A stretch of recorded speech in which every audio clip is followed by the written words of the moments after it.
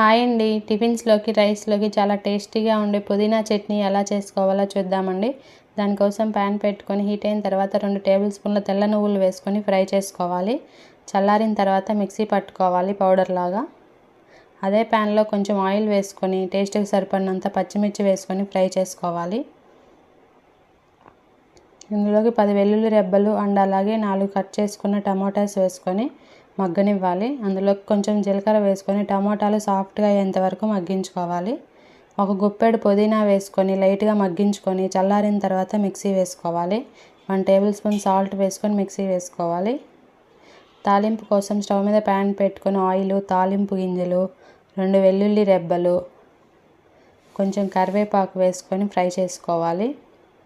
Mixie పట్టుకున్న పుదీనా పేస్ట్ని ఇందులోకి వేసుకొని మిక్స్ చేసుకోవాలి. తెల్ల నువ్వుల పొడి కూడా వేసుకొని మిక్స్ చేసుకుంటే పుదీనా చట్నీ రెడీ.